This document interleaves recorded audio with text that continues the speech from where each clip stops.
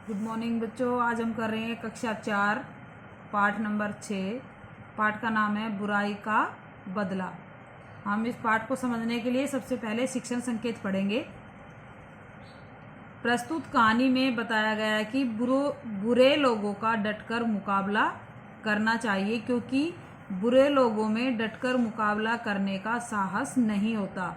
अगर हम थोड़ा सा बुराई के खिलाफ खड़े हो जाएंगे तो बुराई करने वाले जो है वो रास्ता छोड़कर भाग जाते हैं। ये तो विरोध की फुफकार सुनकर डर जाते हैं, भाग खड़े होते हैं। अब हम ये पाठ पूरा पढ़ते हैं, मेरे साथ आप सब भी पढ़ोगे। ध्यान से देखिए। किसी गांव के किनारे एक खेत था। उस खेत में एक बाबी में जहरीला सांप रहता था।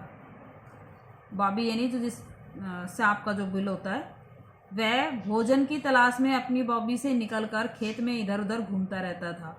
हाँ, यदि कोई व्यक्ति उसके समीप आ जाता तो उसे काट लेता था। उसके काटने से कई लोगों की मृत्यु हो चुकी थी, यानी मर चुके थे। लोगों ने डर के मारे उस खेत की ओर जाना छोड़ दिया था। एक दिन गांव के कुछ गडरिये खेत में कुछ दूर अपनी भेड़ चरा रहे थे। उन्होंने देखा कि एक महात्मा जी उस खेत की ओर जा रहे हैं जहाँ सांप की बॉबी थी। गडरिये चिल्लाए, महात्मा जी तनिक रुकिए, उस खेत की ओर मत जाइए, वहाँ एक जहरीला सांप रहता है। महात्मा जी मंद मंद मुस्काए, मंद मंद यानी धीरे धीरे, और वे बोले, चिंता मत करो, मैं सांप को वश में करने का मंत्र जानता हूँ। महात्मा जी को अपनी ओर आता देख सांप फुफकारता हुआ उनकी ओर बढ़ा। महात्मा जी घबराए नहीं, वह जोर जोर से किसी मंत्र का उच्चारण करने लगे। उच्चारण यानी बोलना, मंत्र बोलने लगे। मंत्र का उच्चारण सुनते ही सांप कैचुए की भांति धरती पर लौटने लगा। तब महात्मा जी ने उन्हें सांप के समीप जाकर कुछ कहा। सांप ने पूछा, महाराज अब मुझे क्या करना होगा? महात्मा जी बोले, तुम लोगों को काटना छोड़ दो और मेरा बताया हुआ मंत्र जपते रहो। 1 महीने बाद मैं तुमसे फिर मिलने आऊँगा। दिन बीतते गए, सांप ने लोगों को काटना छोड़ दिया। धीरे धीरे सांप का भय लोगों के मन से जाता रहा। अब तो बच्चे उस पर कंकड़ पत्थर भी फेंकने लगे। किस पर? सांप पर। बच्चों के डर से अब सांप केवल रात में ही बाहर निकलता था। भरपूर शिकार न मिलने के कारण धीरे धीरे वह कमजोर होता गया। इस प्रकार 1 महीना बीत गया। महात्मा जी वापिस उसी खेत में आए और सांप ने उन्हें देखकर प्रणाम किया। महात्मा जी ने उसे कमजोर देखकर इसका कारण जानना चाहा। सांप ने उन्हें सारी बातें सच सच बता दी। महात्मा जी ने सांप को समझाया, बेटा मैंने तो इतना ही कहा था कि किसी का अहित मत करो।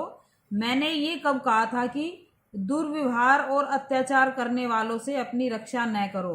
यानी कि जो आपके साथ गलत करता है तो आप उसके खिलाफ बोल सकते हो, उनको लड़ सकते हो, उनसे कह सकते हो कि मैं ये दुर्व्यवहार नहीं सह सकता।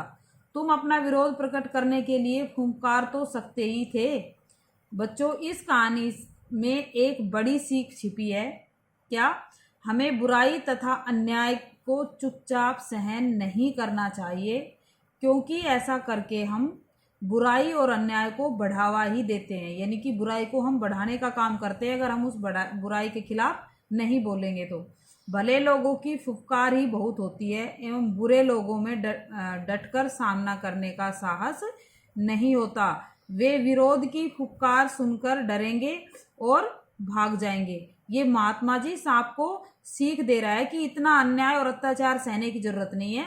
जो आपको इतना सताते हैं तो आप उनको फुफकार तो अपनी सुनाई सकते हो और एक फुफकार से ही वो डरकर भाग जाएंगे। और ये सब बात हमारे ऊपर भी लागू होती है।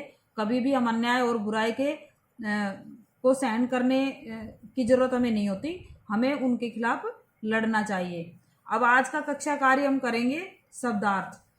बाबी यानी कि बिल, अहित बुरा या नुकसान, समीप पास में, प्रणाम नमस्कार, भय डर, मंद मंद धीरे धीरे, गडरिया भेड़ों का ग्वाला, सीख शिक्षा, समीप पास नज़दीक, दुर्व्यवहार बुरा व्यवहार, भरपूर ज़्यादा, कमज़ोर दुर्बल।